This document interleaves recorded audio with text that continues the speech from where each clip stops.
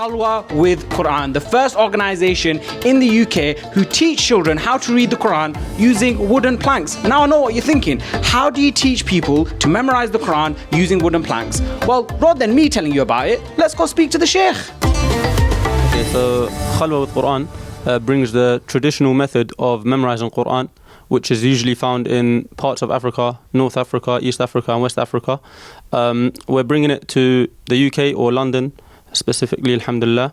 And it's a process that has been used for many years, which helps with the memorization of the Qur'an, and in some cases makes it even stronger. So alhamdulillah, we've brought it to the UK, started off here in London, alhamdulillah.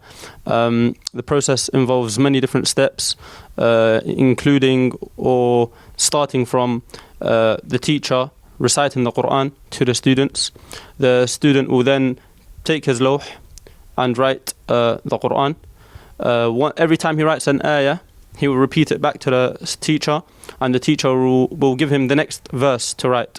So as an example, I might give the student to say Bismillah ar-Rahman ar-Rahim, Alhamdulillahi Rabbil Alameen. So the student will write Bismillah ar-Rahman ar-Rahim, Alhamdulillahi Rabbil Alameen. Once he's finished writing it, or as he's writing it, he'll be repeating the verse already.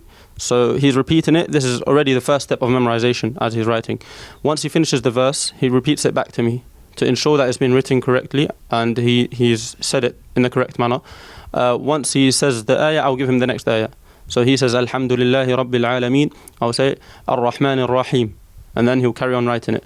Once the whole surah is completed, or a thuman, we usually write in a thuman, which is approximately a page and a bit, he will go, and the student will go, and he will ensure that he hasn't made a mistake on his lawh, which is the wooden board. So he will double check anything that he feels that is wrong.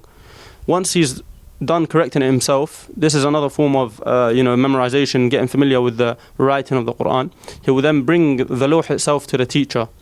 The teacher will then go through the lawh again with him. So this is another form of correction, ensuring that there is nothing wrong.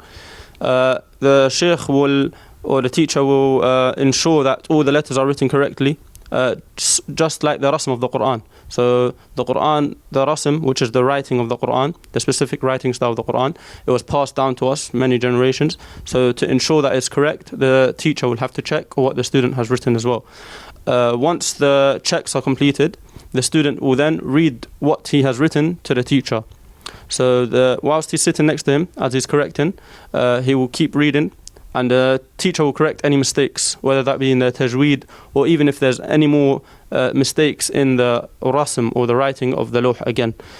Once that is complete, the student will take his lawh and he can put it across a wall or on leaning on a wall, and he will be reading it until he memorizes it. What we used to write is, this is called a qasab, or in English we'll just say pencil. It's usually made from bamboo sticks.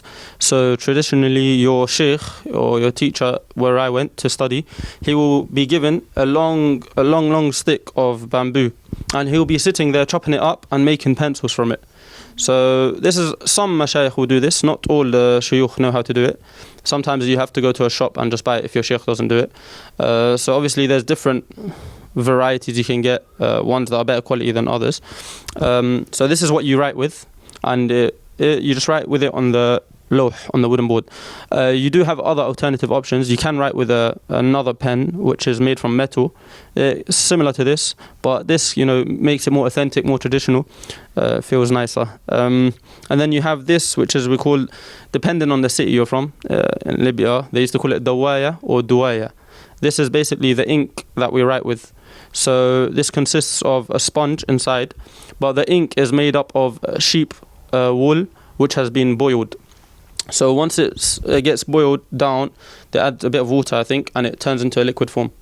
So you get this bottle of ink, which sometimes doesn't smell very nice, but you get used to it. And then you empty it into a small container. This is your ink pot. And then you place a sponge inside. And this allows you to, absorbs all the ink and make sure that you don't get too much ink when you're writing. So you don't want a lot of ink to splatter all over your lawh, so it doesn't get messy. And these two things are basically your companions. You have to always keep them with you. Make sure you don't lose them. It gives you responsibility. Your lawh as well, you should always treat it as your companion. That's what you write the Qur'an on. You have to look after it. Make sure you don't lose it. Some mashayikh in Libya, if you lost your lawh, you're not writing until you buy a new one. So you have to look after your lawh. It teaches you responsibility and discipline. That's the main thing that it teaches you. When you're first given a lawh, your shaykh will tell you, this is your lawh, you have to look after it. Wherever you go, you try to take this with you when you're in the school. Make sure you don't leave it about, because if it goes missing, the shaykh isn't going to give you a new one. You have to go purchase your own one. So what it teaches you is responsibility. You know, you want to take this lawh, this is what you're going to write your whole Qur'an on. Depending obviously on your age. If you're young, they might give you a small one at first, so you're not going to obviously continue with it forever. But after that, you get a bigger one. And then once you reach a stage where you reach your final lawh, which will probably be after Juz' Amma, they'll give you a proper lawh. So from Amma all the way to Baqarah, you'll have this one lawh. And you'll be looking after it. You're ensuring that, you make it, once you see it from far, you know that it's yours. Like from how much you've read from it, you just know every detail about it. So some shuyukh were in the school that I was in, they would tell me I still remember exactly where the dents are. All the dents are on my lawh from how much they've memorized. So it becomes something that you're so familiar with. Like I said before, it becomes your companion, and that's how we should treat the Qur'an, as your companion, something that you take with you your whole journey, your whole life. There's no end to it. So Qur'an, alhamdulillah, the lawh is very important. It teaches you a lot of discipline and a lot of responsibility.